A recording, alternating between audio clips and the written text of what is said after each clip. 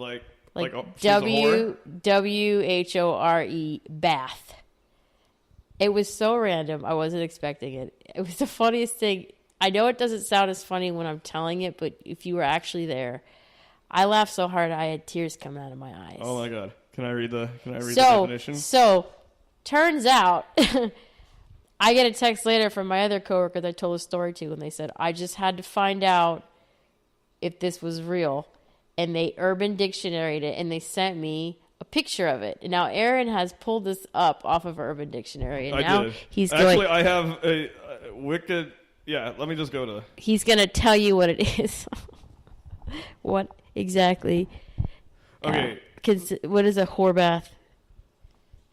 All right. So there's multiple definitions, but this is the top definition: to wash up the stinkiest parts with a small washcloth and hot water. In a sink, maybe a dash of soap, maybe. Does that sound right? That's partially yes. Okay, and then the second definition is commonly known as washing your pits, tits, and slits, or pits, tits, and naughty bits in the bathroom sink. The idea is to save time. One might take a whore bath when another person whose shower is not available or sanitary. That's getting closer. Okay, now the one that Wiktionary pulled up. But I really like that one a lot. That's a top. That's close for top choice for me. That's really close. So a whore tits, bath, slits, and pits. Oh my god! All right, go ahead. Oh, no, that's pretty great. A plural of whore baths.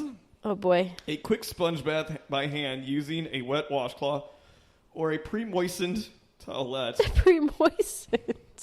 To extend the interval between showers or clean up after a casual sexual intercourse. Is this none of the ones that you're thinking of? That's part of it too. Let me. Okay, so I'm gonna go back and see what they sent me, and then let me read it again real quick. Mm-hmm. Okay, let me read it again. All right. Okay, here's one. I'm going to read you what I have. Okay. Here's the first one. Quickly washing the crotch and the underarms is a quick way to get ready for sex. Mm-hmm. Example. She quickly washed her crotch and underarms right before they had sex. Mm-hmm. But what does that say? But it doesn't say anything about whore's bath in that. That's stupid. No, that's dumb. Okay, then second one. Quickly washing your privates under running bath water for a minute, but not taking a full bath or shower. Crap! I'm running late for work. No time to shower before my hot date. I think I'll just take a quick horse bath in case we have sex. That's another really stupid sentence. But yes, those are what he sent me. Interesting. So yes. I think this is a great segue into Aaron's Urban Dictionary words of the week. Yeah. Okay. That was my intro for my segment. It wasn't nearly as cool because I'm not close to the button. Well, classy. That was disgusting. All right. So the way this works is we didn't get to do it last time. You're a huge nerd. You have to guess what this means, okay?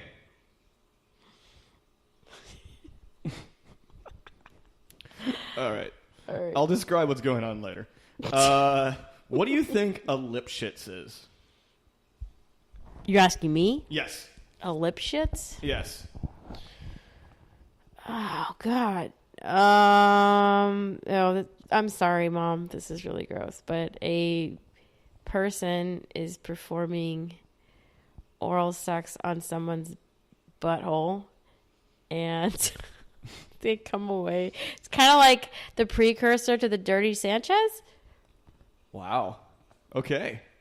Is that somewhere close in the realm of... Not even. Oh, man. Yeah, you know what? That's why this is fun. It's because you just let your mind wander to see what kind of fucked up thing that I found on the internet. I mean, does that sound like it could be a possibility? I mean, it might be. All right. You're saying there's a chance? No. Not in this one.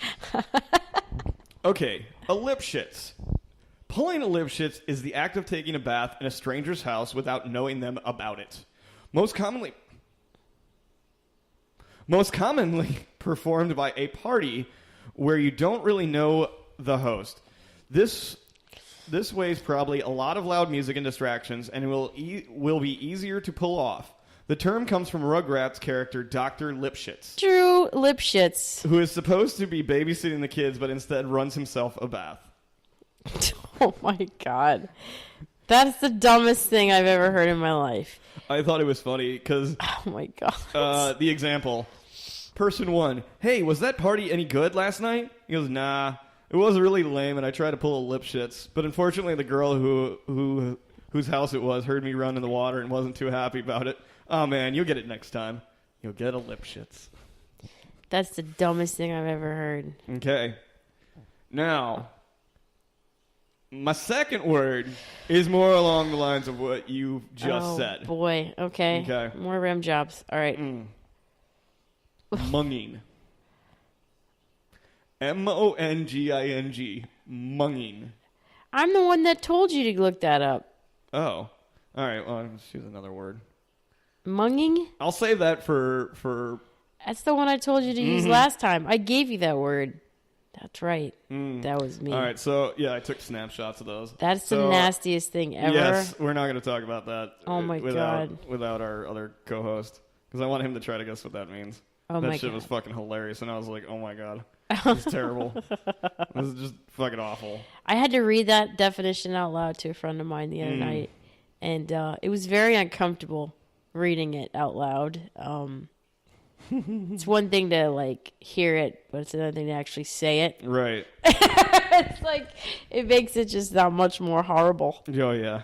Good. All right, I'm going to go to the F section. I'm going to go to. These are all so common.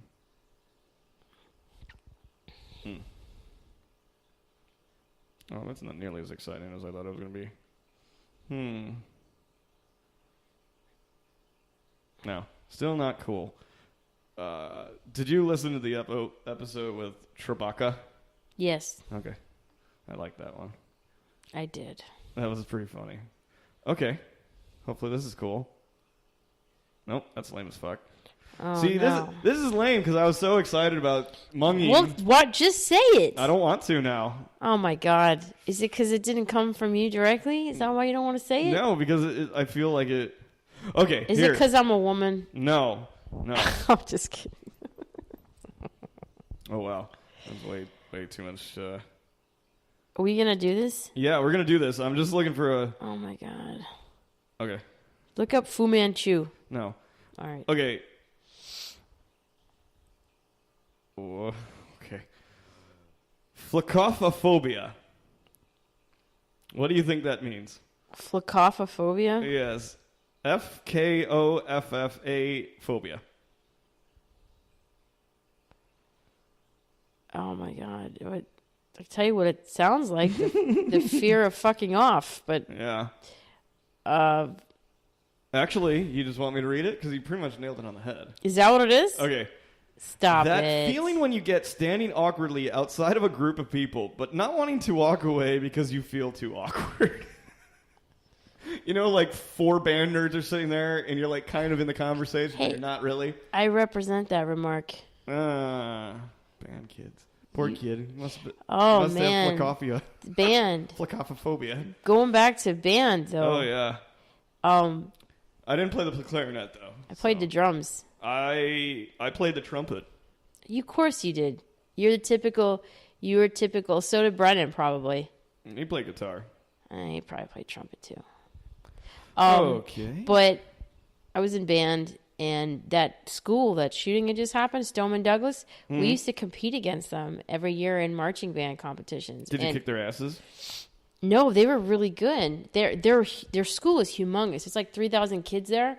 So, like, I went to high school. I had a pretty good sized high school, and our band was one of the biggest in the state. And we were in like the bigger class. Mm-hmm. But this band was even bigger than ours. Oh yeah, they were huge, and they were like professional. Jesus. They were awesome. They always their shows were just like off the chain.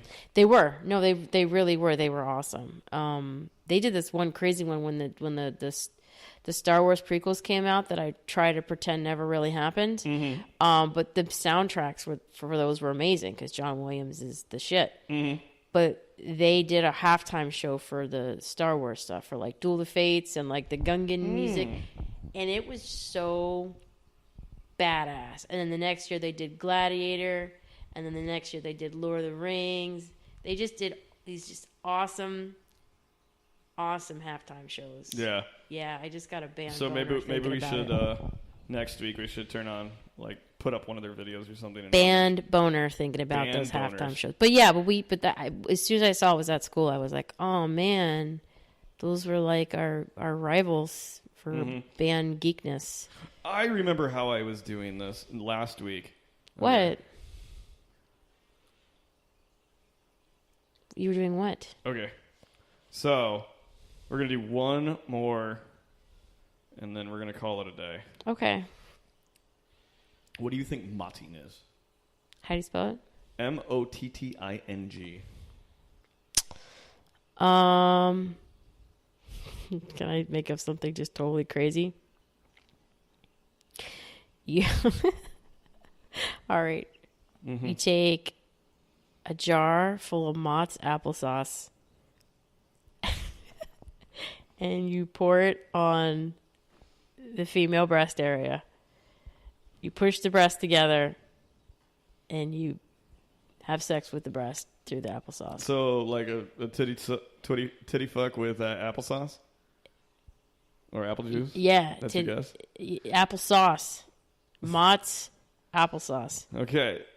All right. I should clarify, this is in a different language. Was I close? Actually, fairly close. You keep saying that. You keep saying that. And then no, but you got way closer this time. Not like the first one where you were like. And you read the description. I'm like, that's nothing like what I said. All right. So this one, you're at least okay. You needed to go lower. So it's below the breast. It's below the breast area. It's in the nether region. This is giving your girlfriend oral sex while making the sound mott over and over again.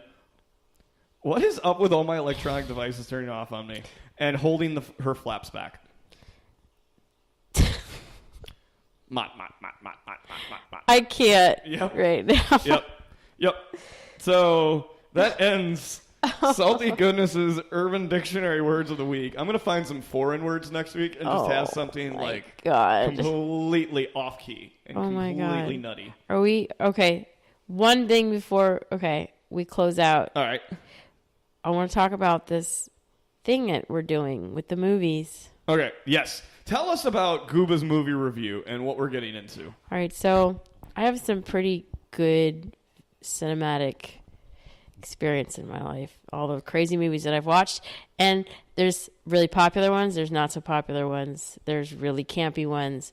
This is going to be kind of like Oprah's Book Club. We want you guys to watch this movie with us. So I'm going to pick out random movies every week. It's probably just going to be one a week because that's a lot to ask. Time to and we're going to pick, this is the movie, you're going to watch this, and then the next time we get together, you're going to tell me what you think. And also it gives our listeners some participation in the show. Yes. You know what I mean? You can actually hit up our social medias.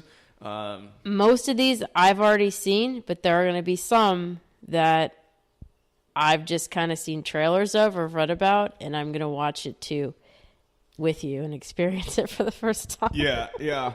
So we're not going to actually play the movie while we're on the show. No.